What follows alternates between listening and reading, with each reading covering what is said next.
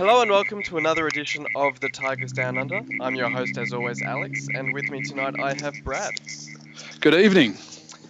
It's been a long international break. It's good to get back to some domestic football, but we have the unfortunate task, I guess, first up of dissecting the last match that we played before the international break, and it was a pretty disappointing one against Sheffield United. And I guess coming into that game, we sort of expected to struggle against them away at Bramall Lane, but 4-1, pretty gruesome result in some respects. What did you make of it? Um, Look, I think the result probably, on paper, probably looked fair. I think it's always harsh when you're up against a striker or an attacker who can score 4 goals in a half of football. Then you can pretty safely say that he's clearly had a day out. And I actually thought, especially scoring the wonderful goal that Grzycki scored, I really thought, okay, well, we're going to have one of those days where we write our own team off and they surprised us. But in the second half, it was a bit of the same old, same old.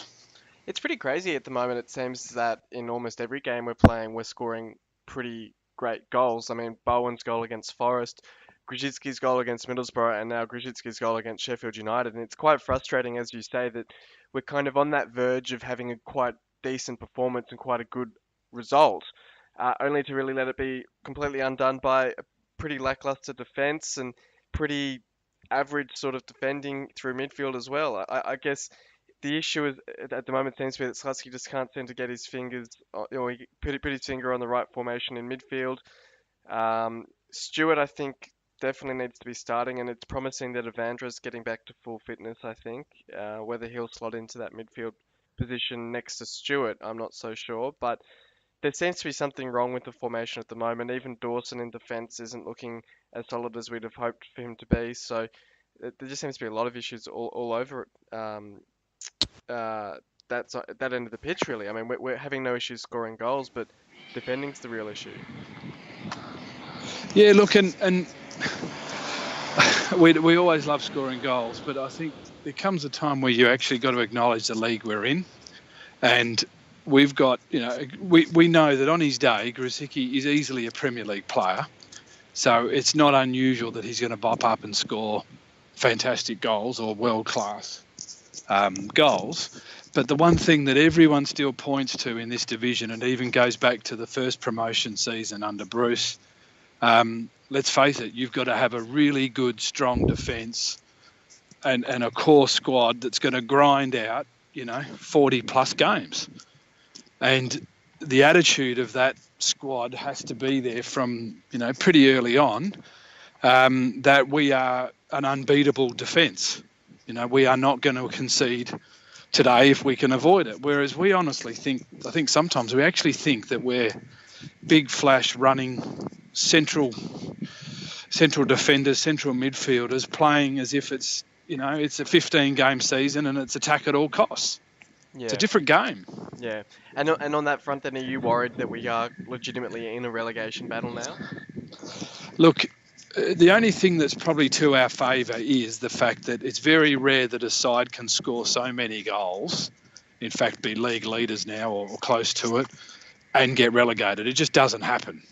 You can have a terrible goal difference and still stay up, but you've got to score goals. So it's almost like we're doing the hard things well, Yeah. but something as simple as just saying, do you know what, we want to be the side that is hard to penetrate, hard to get past, and starting with that same resolve. And it's probably the only feedback, and this is from afar, of course, but Slutsky's game plan seems to roll around utilising those attacking players as the game plan.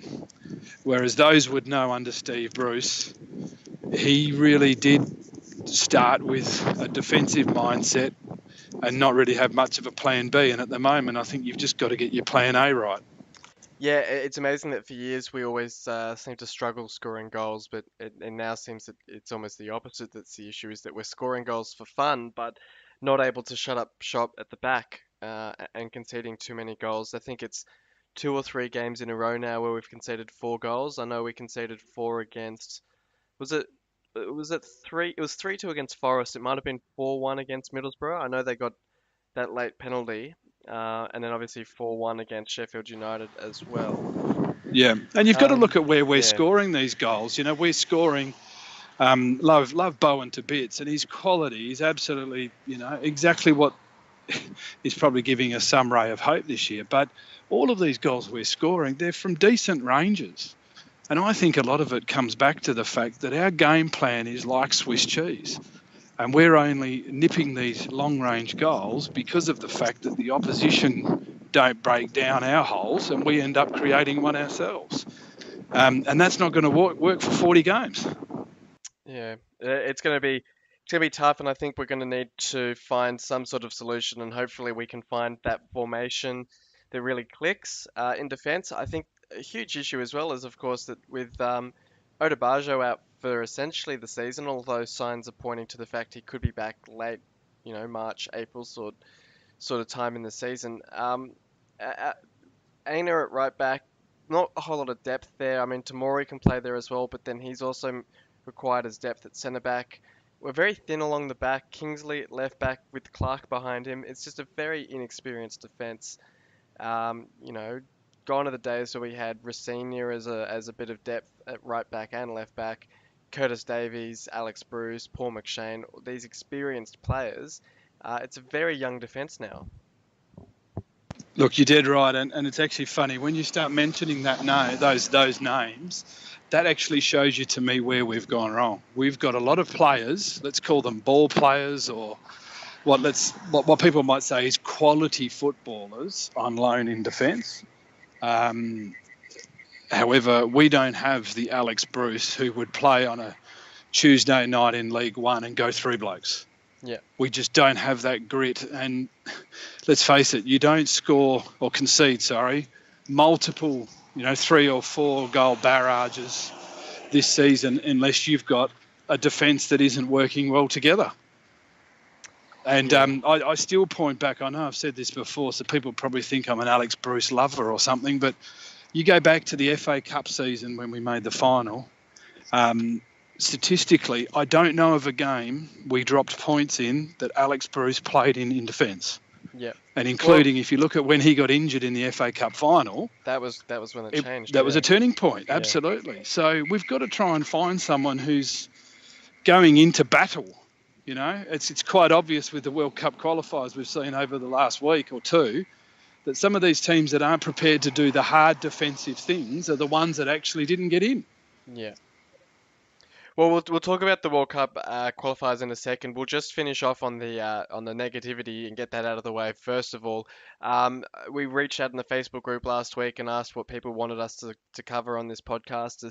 There was an article in the Hull Daily Mail, I think, last week, suggesting that we were on track essentially for our lowest average attendance at the KCOM since we moved in. So that includes League Two football, League One football.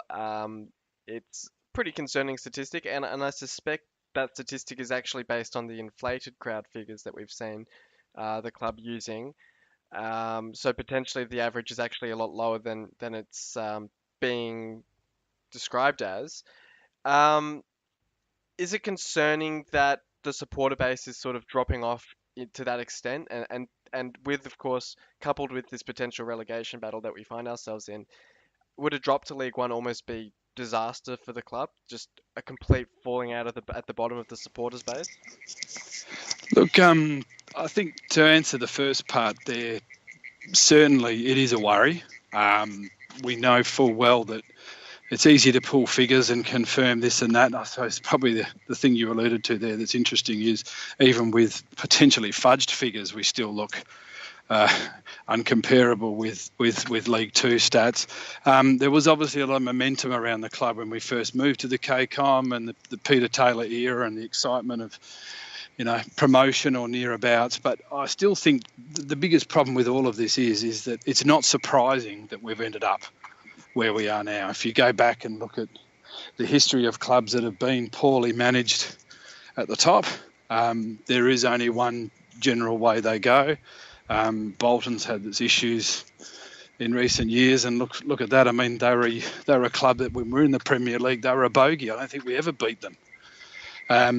and yet, there they are running down the divisions at a rapid rate and looking like half the side they once were, or half the club they once were.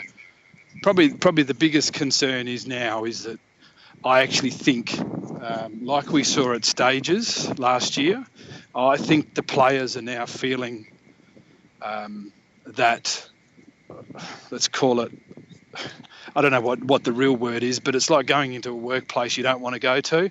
Sure, the chips are down and the manager's copping a fair brunt of it, but let's face it, this has sort of been a cancer now for a while.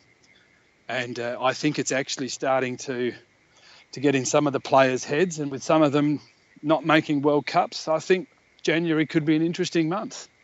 And what do you make of EHAB's letter to the supporters last week proposing potential concessions, which I think when it was actually looked into, it seemed as if they were essentially saying, well, kids prices would stay the same, adults prices would increase, which I guess is technically a concession, but it's a sort of backwards working one. What do you make of at least the attempts to sort of have this step forward in reconciliation?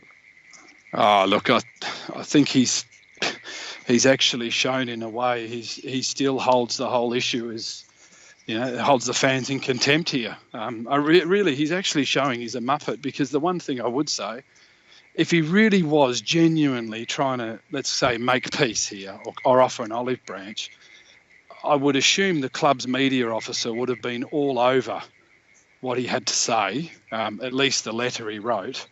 And as you just pointed out, we're reading through the letter and finding holes in it on the first read. Yeah. And that's, I don't care who owns a football club per se, but if you're at the top of the tree, even if you think you're doing half a decent job, you should still be utilising the club for what it is. And the club's got, fan liaison and media support. Why doesn't he even get them to have a quick look at what he's saying? So I think he really is just trying to save his own ass and trying to keep himself in his ivory tower, cocooned from what's going on. And he will tell people this was a massive olive branch, and we all know factually it's not. And I think as we speak, the Queen is actually touring Hull, so there's some cynics who would suggest that might have played into the attempt at amnesty last week, in terms of any sort of worry that there'd be protests or anything like that, which I don't think there was ever seriously going to be. I think as important as the issues are with the way the football club's being run, I don't think it's something that you play out with something like a royal visit. But I guess they could have been a concern in their minds. I don't know. That was sort of the more cynical point of view, I suspect. Well, I think if you're carrying a lot of guilt, you tend to jump at shadows a little bit, and that's probably the. I think there's no. It's an absolute play purely because of the Queen's visit. I've got no doubt. We've heard pretty much zero in any productive way at all from Ehab until he realised that effectively most of Yorkshire don't like him, and since then we hear nothing, and then yet we get an olive branch coincidentally the week prior to the Queen's visit. I mean, I think he just really does jump at shadows, and that was another part of his tactic. Yeah. Well, we'll move on to more positive news then, and it has been the international break, with three of our players in action for their countries, looking to qualify for the World Cup. Obviously, one a bit closer to our hearts, but we'll start with the other two. And it was great news for Seb Larsson in Sweden, qualifying against pretty much against all odds, really, against Italy. No one really, of the four ties, that was probably the one that I at least suspected was going to be the most one-sided in Italy's favour, but they did a great job getting through that one. Look, they did, and talking to someone today who's a very passionate, hairy-lipped Azzurri follower, he was saying to me that it's almost a mirror image of what's going on at Hull, is that the passion wasn't there.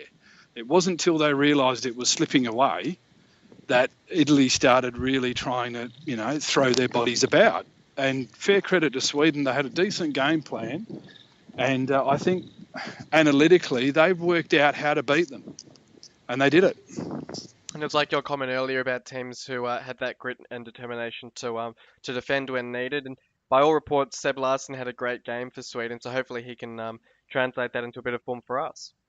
Well, look, I hope so. The one thing I did like, and I must admit I didn't get to see the whole of the second leg, but the one thing I did like is in the small patch I saw in the second half when it looked like Italy might be trying to really muster something, not just Seb, but effectively their whole midfield really defended very well.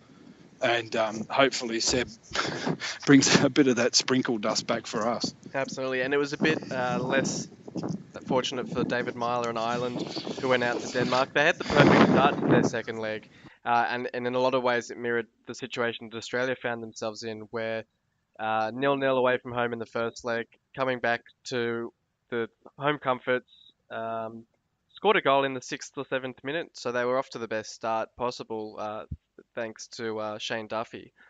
But unfortunately, Denmark were able to get on top, and the issue was for them, once Denmark got 2-1 up, Ireland really had to push forward for a goal, and it left them exposed, and obviously the rest tells its own story. Eriksson capping off the game with a pretty decent hat-trick in the end, but pretty unfortunate for David Myler. Look, yeah, I do feel sorry for him because I think he does live and breathe it, and especially none of us have had the pleasure of playing at that sort of level, but you can imagine a World Cup's the only thing that really evades them as a nation, getting right in, and I'm not just talking about qualifying, but I'm getting right into the mix of it. We know at times they've pushed countries to to the brink. Some really top-notch countries over the past 8 to 10 years, and just feel like they're always unlucky. So I do feel a bit sorry for him, yeah. But then obviously on better news is Jackson Irvine qualifying last night, and being at the game myself, it was an incredible atmosphere, and that first half was terrible to watch, and I can't imagine what it was like on TV, but the Honduran players just flopping all over the pitch, taking an eternity to get their throw-ins back onto the field, and just soaking up as much time as possible. And of course, flipping a switch just like magic when Jedinak scores that first goal at about 60 minutes, all of a sudden they can take everything as quickly as they need to and rush to get that goal back. But a quality win in the end, 3-1, and Irvine's going to the World Cup. Look, it was great, obviously, from a whole perspective to see Irvine, well, at least playing in the first leg, but being part of it. But yeah, look, it's a mindset. You know full well, Alex, because you've watched them pretty intensively for a long time. Australia has really no right on a level playing field across the world to be anywhere near the top 20 nations. As a sporting nation, we're big, but as a football nation, we're still a baby in the scheme of things. But the one thing that Australian sides always have is this belief that they can do anything. And, I was only this morning I realised that it's taken us, 22 games to qualify for the World Cup. Now, if you look at what we hear about problems with European teams sort of dropping the bundle a bit, you've got an Australian team who know they're up against it, and taking 22 games to qualify, but yet still putting in, I feel, one of their best second half performances in all those games last night, shows you what the problem is at Hull. And that is that there's just a drive as a unit to do well. Absolutely, and it's great to see as well. I mean, there's been a lot of criticism of Ange over the past several years, but you have to consider that when he took over back in 2014, it was a very old squad, and it was a lot of players who were still around from that glory 2006 squad, who he then had to sort of manage and transition into this new squad that we now have, with guys like Tom Rogic, Aaron Moy, Tommy Juric, all those guys sort of coming through into the team now, and he's done it quite well. And yes, we've sort of gone away from that more free-flowing, high-scoring football he had us playing, but look, we got to the World Cup in the end, and it's probably, as you say, not something that we deserve, or in the sense that, we shouldn't expect that every World Cup as it comes around, we're just going to qualify. I think there's sort of that expectation because we've now made 4 World Cups in a row. But yeah, as you say, you just have to look, Italy, Netherlands, other teams that haven't qualified are all quite decent nations. So it shouldn't just be a God-given right that we're going to make it, and it is something to sort of to treasure. And it's remarkable to think as well from a Hull point of view that we've now, prior to this World Cup, we'd had two players in our history represent the club whilst playing in a World Cup in Richard Garcia and also Mano Figueroa. And now we're more than doubling that number, assuming that Larson stays on at the club for another season, but we'll have Larson, Irvine, and also Grzycki. Yeah, you're right. And look, probably the exciting thing for those that don't know a lot about the Australian setup anyway is that Australia's still trying to find a way to, let's call it, move a few of our older players on, or at least backwards in the squad, and let some of the younger guys step up. And Irvine's got a very unique window here where he's playing at a good club in England, a high enough level to gain respect at the international level. But he's also got a window where he knows there's players vying for positions with him for that World Cup that are on the way out. And he can really stand up in the next 12 months. And I really hope he actually comes back to Hull somewhat of a, not a change man, but a much more spirited player that he really wants Hull to do well, because it's going to actually improve his chances of playing in a World Cup consistently. Absolutely. And his chances hopefully will come in our very next game.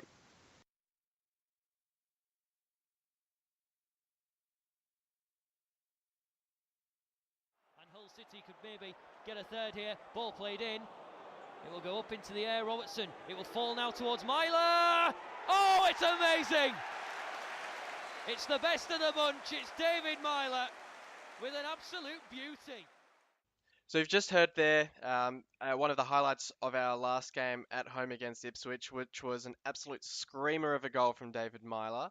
And Brad, it's kind of funny when you think about it. I think especially in that game we had Alex Bruce also on the score sheet and Chuba Akpom, I should say. And I think it was the previous home game against Ipswich where we had that Nick Proschwitz brace off the bench. That we've had some pretty unlikely goal scorers against Ipswich in recent games, especially at home. They're an interesting club because they've been in the championship for, I think they're the longest serving championship team, neither getting promoted or relegated. So they're sort of one of those clubs that are always there, never quite challenging, but not quite in danger of relegation. But they've started off the season quite well. What do you make of their start to the season and our chances against them? Well, look, I mean, the international break hopefully came at a time where any excuses or thoughts or niggles that some of our players have had are over with. Mind you, Ipswich are in the same boat, but I don't think we had any momentum to stop by having the break. Whereas Ipswich, although not all their results have gone their way recently, I do feel that the break should serve us better than them, even though we've obviously got a few extra players involved in it. The travel will be something, but Irvine didn't play last night, so he should be, hopefully, minus some jet lag, be okay to play or will be part of it. But, I mean, let's face it doesn't really matter. Ipswich they're not a top 2 or 3 side, in my opinion, and therefore they have to be the teams that we go into saying we will beat them. Not we could beat them, but we will.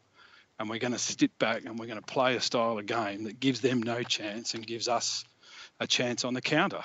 Not playing in a midfield pattern that gives them holes to maybe exploit, but being a very tight unit. And I think from an Ipswich point of view, they've lost 4 of their last 5 away games. So that's also a statistic that plays into our favour. Obviously, we haven't been too great at home ourselves, but at least if they're also struggling on their travels, potentially it's an opportunity for us to exploit that. I know Noah Dicko is potentially an injury doubt for the game. I think he withdrew from the Mali squad, and I think Fraser Campbell is suspended. The interesting one then is Adama Diomande, who has almost become a bit of a forgotten man. Who we've talked about him a few times on here, and I don't think he's started a game since he scored in that 4-0 win over Bolton, which is a bit remarkable when you consider it. But perhaps he comes back into the consideration. Yeah, look, I think he does. And, I mean, I probably really annoy people with my opinions on a few players, but I've always liked Diomande, and I know that in the Premier League season just gone, he didn't feature much, he didn't provide a lot, but I still go back to when the chips were down against against Leicester, against Swansea in those first few rounds last year. He played out of position. He played on the left side. He played up front. He really got moved around a lot. But he worked hard, and he has got a frame that means he can impose himself. And at the moment, sure, we're scoring goals, but the one thing I am noticing more and more each week is that when we actually do lose the ball just outside of our attacking 18-yard box, we're not really tracking back. No. And it's almost like you've got pretty much then three midfielders looking at Myler, who we know he tries hard, but he's not exactly the world's best midfielder. And let's face it, if Myler is our saving grace in the defensive heart of midfield, we've got a problem. And he's not going to be able to do it no matter who he is if he's got generally two or three midfielders coming at him. And I actually think Diamonde would, let's call it, make our forward half a lot more accountable. And at the moment, what else have we got to lose? Absolutely. We really need to start picking up points at home, and it's remarkable to think that we've still only got the 3 wins for the season. So, and just on that, I know he may not play, he's suspended, but I can really see Diamonde being a great foil for Fraser Campbell. Fraser's great at setting plays up. He can be quite, for a player who obviously likes to score a goal, he can be very selfless. But let's face it, Campbell can really get in behind defenders at good angles, and Diamonde is a really good attacker to drag those central defenders up the park a bit. yeah, absolutely. So it'll be interesting to see. We seem to have a bit of depth in strikers. I know Slutsky's sort of shifted to preferring a one up top formation since Hernandez's injury, but it'll be interesting. I mean, if Diamande does get his chance and he can score a goal or two, he would certainly come back into consideration, and then perhaps we do shift to a two up top formation, as you say, and have him playing off Campbell.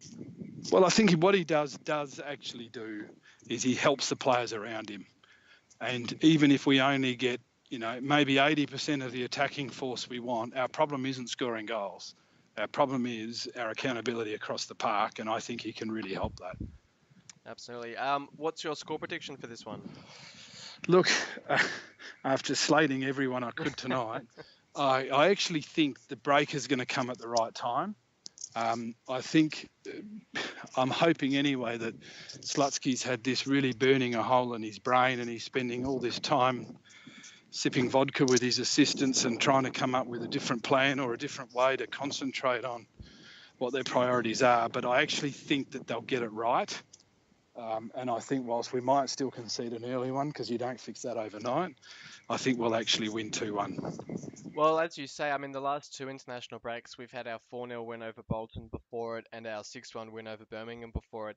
And I think we went quite flat after those international breaks. So hopefully the reverse has happened here, where we've had quite a poor result and the players have gotten a chance to go away and stew and think about it a little bit. And it's good to see. I think we had a behind closed doors friendly during the week where Evandro made his comeback. And I think Will Keane's also quite close to a comeback. So hopefully with a bit more time, some of these players will come into the side. We'll be able to, try out a few different options and really find a formation that can actually give us a bit more defensive solidity as well as maintaining that attacking impetus.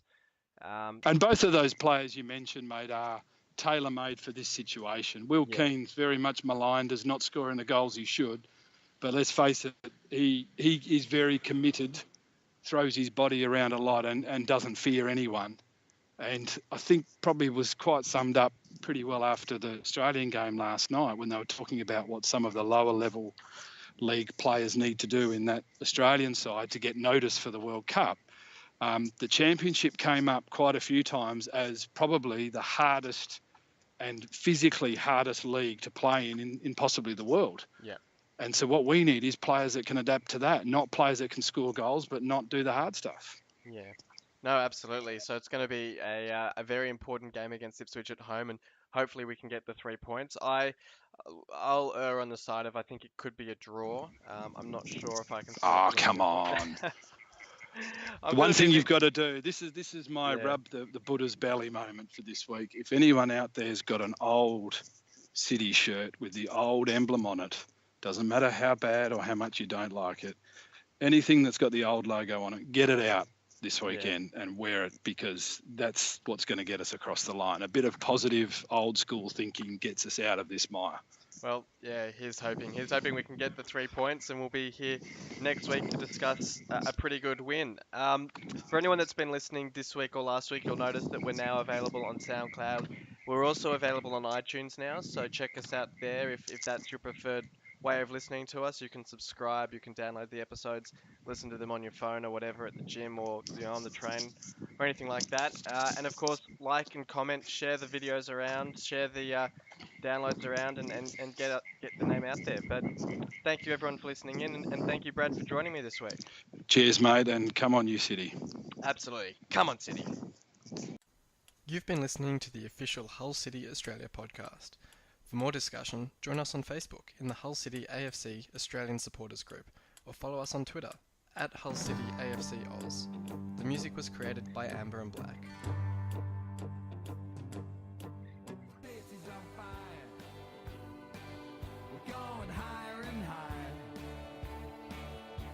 There's no turning back.